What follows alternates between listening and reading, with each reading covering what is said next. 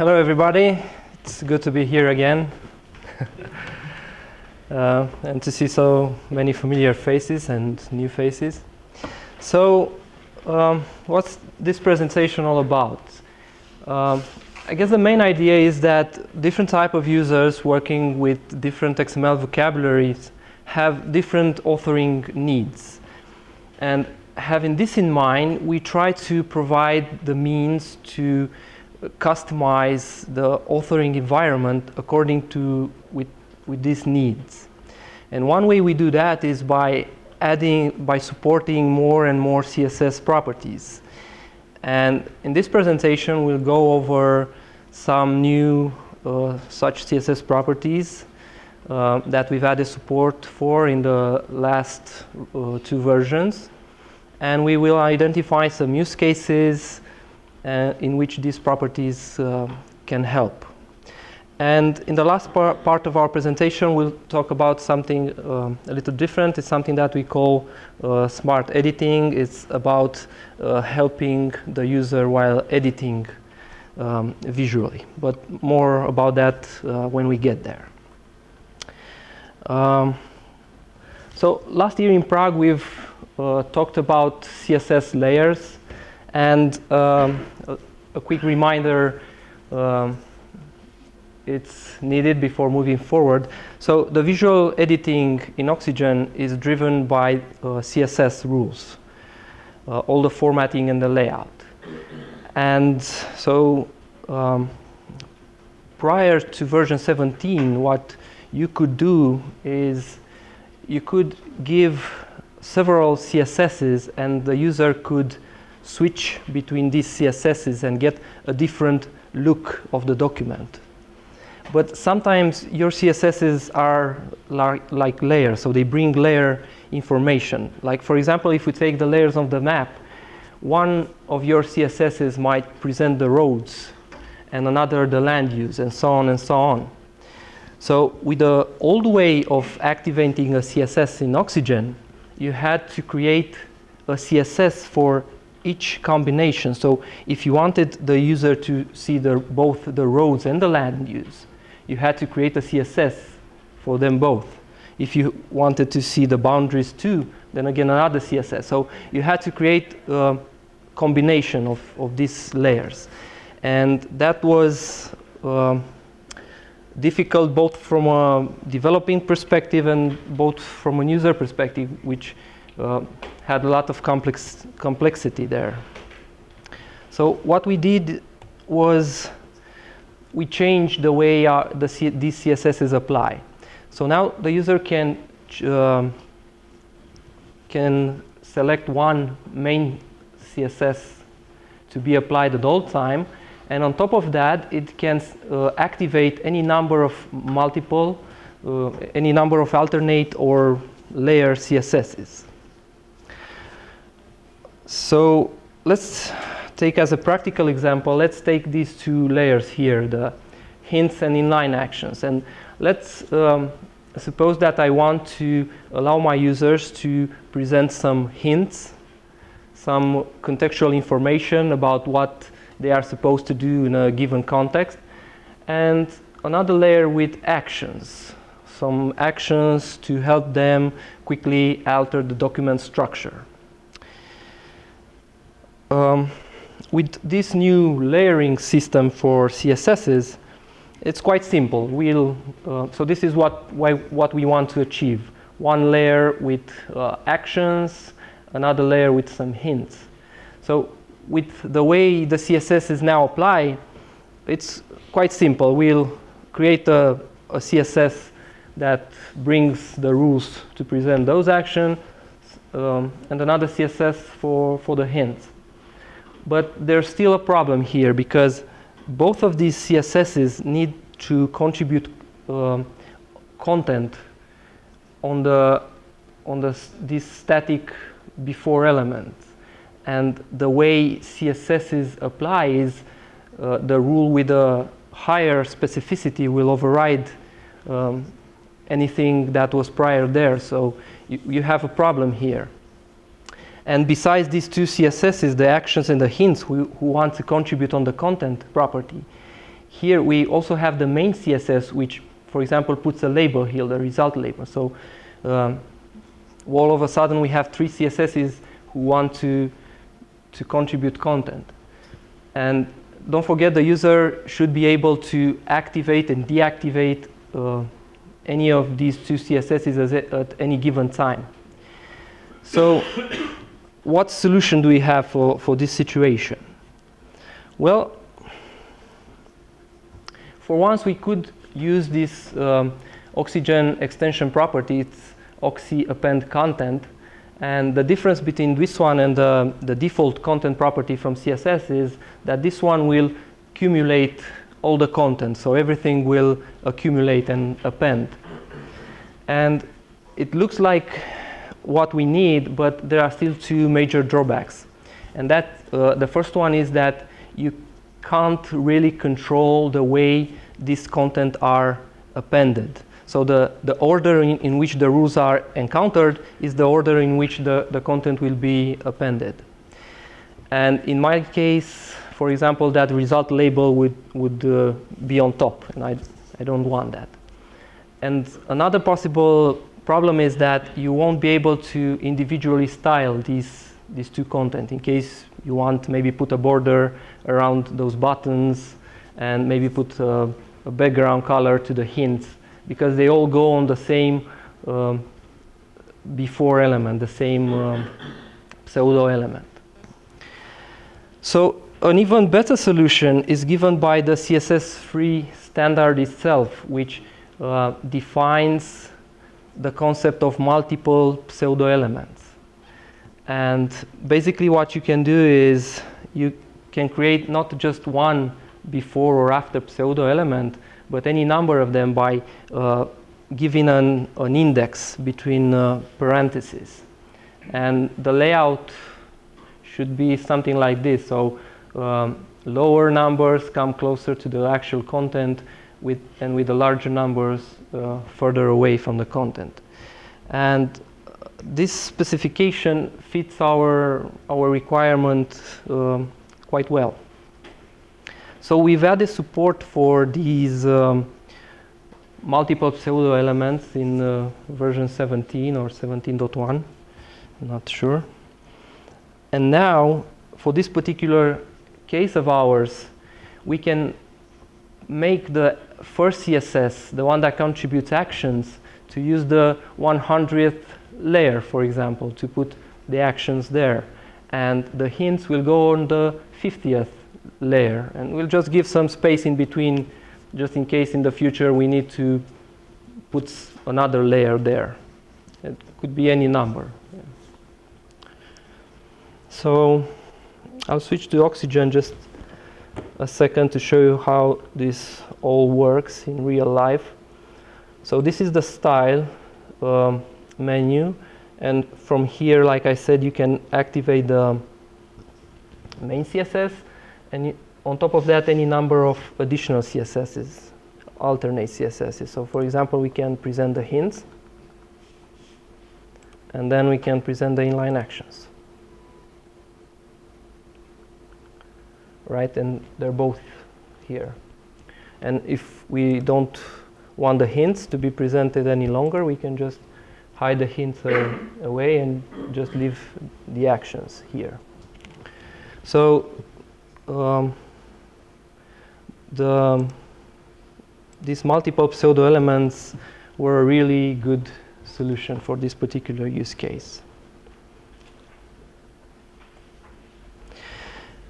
But again, these multiple pseudo elements will come in handy in all sorts of situations, not necessarily in this with layer CSS. So for example, if you need to put content on an element depending on a combination of attributes values, instead of having to write all possible to write rules for every possible combination, you could just assign one layer for an attribute and its values, and the CSS will be much cleaner and easy to maintain.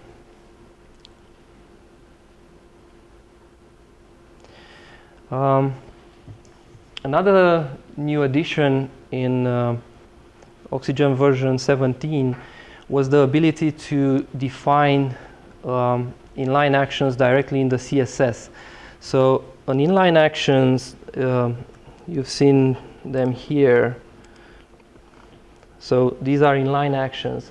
So they are just like the author actions that you normally had on the toolbar, but the good part is, the best part of these is that you can put them directly in the context where they are meant to be discovered and used by the user.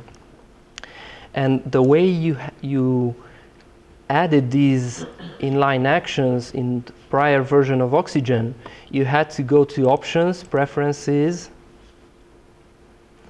and edit your document type, and then in the actions you had to create an author actions. That was the first step.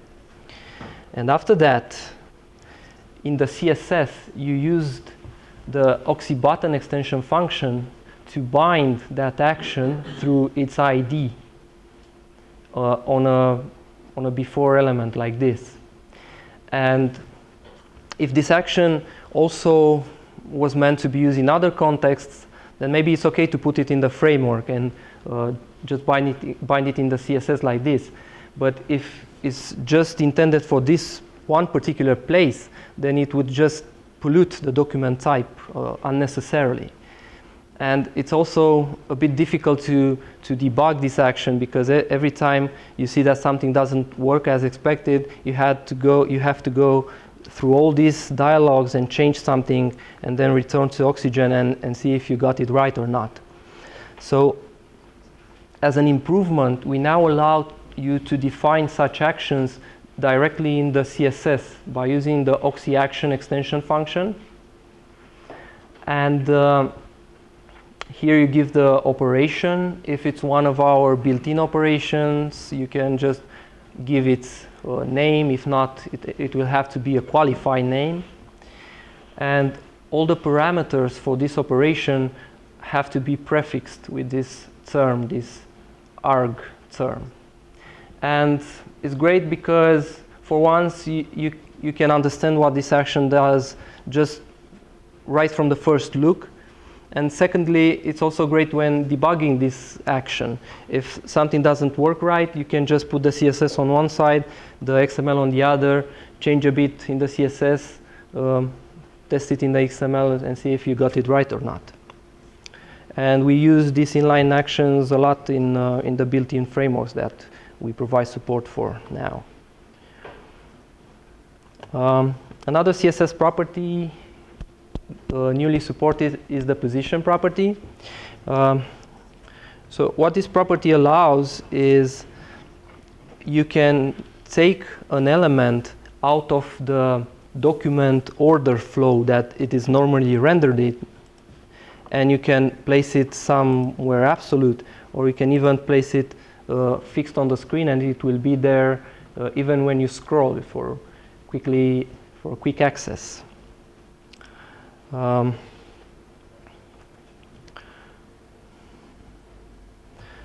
Another property is the outline property.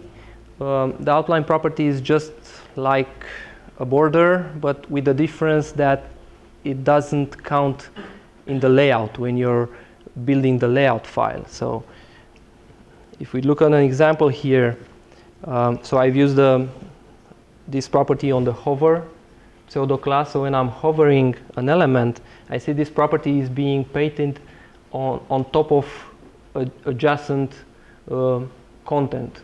And I don't care. What's important is that when this border appears, the document doesn't make any flickers, doesn't do a relayout, and I don't have to compensate through other CSS properties. So this is a great property to use with a hover pseudo-class when hovering elements and you want to emphasize on something. Another one is the text-indent property. And an interesting use case for this property is that you can use it to obtain hanging indents. And we had a lot of requests for these hanging indents. Apparently, they're used in biographies. So the first line starts to the left than all the other lines. And you do that by giving a negative value for the text indent and using a margin on the same element. Right. The focus within pseudo-class. So when you put this pseudo-class on an element, it means that this rule will activate whenever the caret is anywhere inside an element, no matter how deep in its descendants. So I can do something like this. So while I'm editing in this paragraph, I can present a toolbar for the user.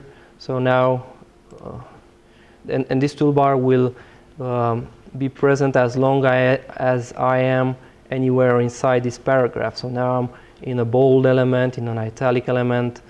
The toolbar is still here.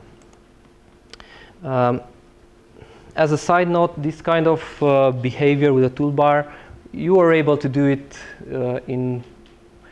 before supporting this focus within property, because we already supported the focus property, and together with the subject selector, you could, and the child selector, you could write these kind of selectors.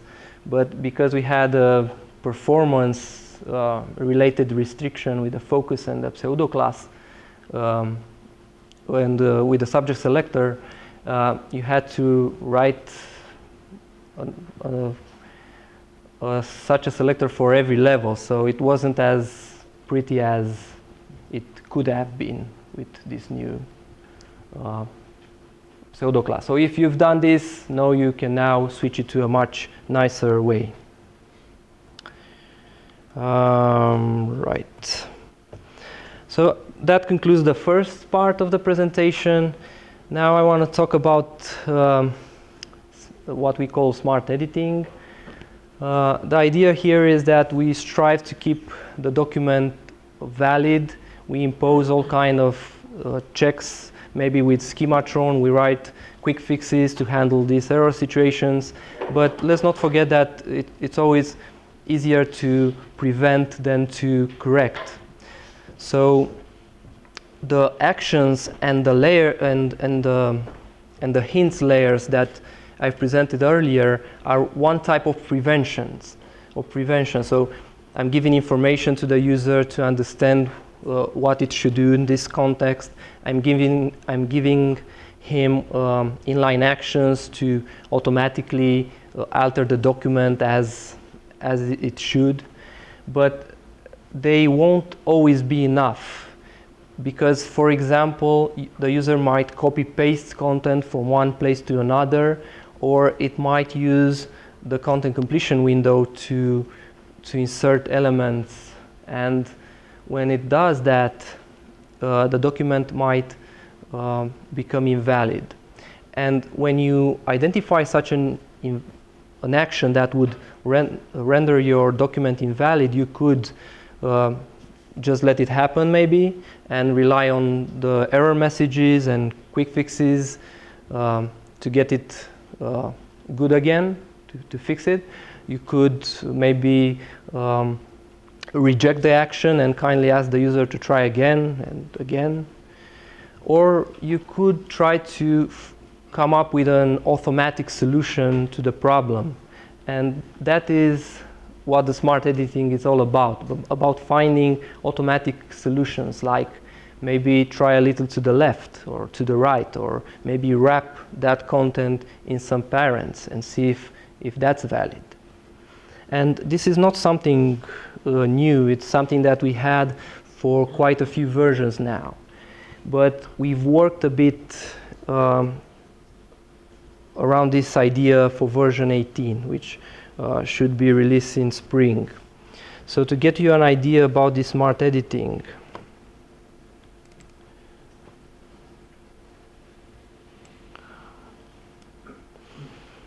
so for example, if I copy a list item here and I paste it somewhere in another paragraph, a list item cannot exist outside the list element. So I get a solution that says, if I allow you to do this, the document would be invalid. So instead, how about insert it inside an itemized list element? And you see this kind of proposals. And now you can also choose to apply these solutions automatically. So not see this dialogue if you trust our judgment. Right, so now if I've chosen that solution, and you see that the list item is actually been inserted in an itemized list. So, and like I said, we've worked a bit more on this. And for example, now let's assume that I'm somewhere in a paragraph, and I want to insert an author for this article. And from the content completion window, I select the author element, and I get a solution because the author doesn't come here in the paragraph. It's somewhere in the prologue section that's on the beginning of the document, while I was somewhere in the middle. So if I select this action, a prologue element has automatically been inserted for me, and I can just carry on with what I wanted to do. Or for example, if I want to insert a created element, again the solution, I get an automatic solution. Let's see what it does. So it put the created element inside the critical dates, inside that prologue element that was created on the previous actions. So it makes things a lot easier for me. I don't have to go to to a specific context to insert that element. It will do it for me. Right, so these are the schema-driven solutions. So these automatic solutions are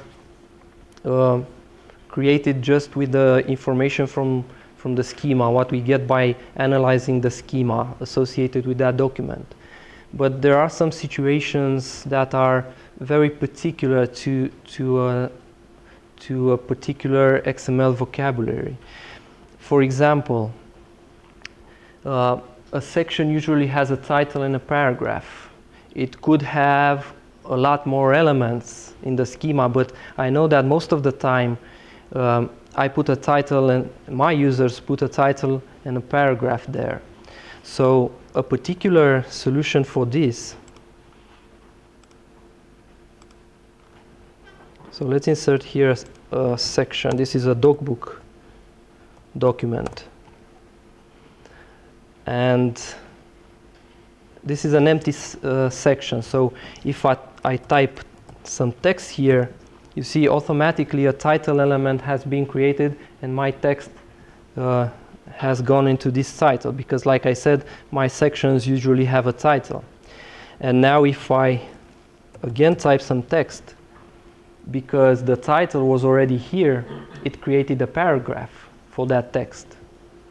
So things are a lot faster, a lot less frustrations, a lot less errors that I have to manually correct. And like I said, we have this type of solutions for docbook or for data, so for specific XML vocabularies. And they're done through this API, so it's something from our Java-based API. And why I thought it was worth mentioning it is, if you have a framework, if you've created a framework for your XML documents, then perhaps you can identify some use cases in which you can help the user with some automatic solutions like this. And you can create these solutions by implementing this extension point. And with that, we're at the end of my presentation. Thank you. I hope you found out some new and exciting things. If you have any questions now, or if not, we'll be here for the entire conference. Yes? I've been doing a lot of CSS work with generating and edit buttons for adding new elements. Mm-hmm. Sometimes or removing them, and sometimes you shouldn't remove them because of the schema. Right. In fact, you want the button not to appear. Instead of giving a warning you're doing something wrong, you want the button just not to be there. And I think some solution would be a simple extension. Well, it's not simple, but an extension to CSS that allows you to determine whether something that you want to add or remove is valid for the schema. So that you can show the button if you can't add another type, so for instance. I see, yes. I think... Selectors depend on the schema. Right. It's hard to do, I think, but Well, I can think of some solutions how to do it now. Maybe from some Java extensions, set some pseudo-classes that would make that button disappear. But something just in the CSS, I'm not sure if we have a solution right now. just bringing out an idea. Right. We can talk afterwards about what I'm having in mind and see if it fits.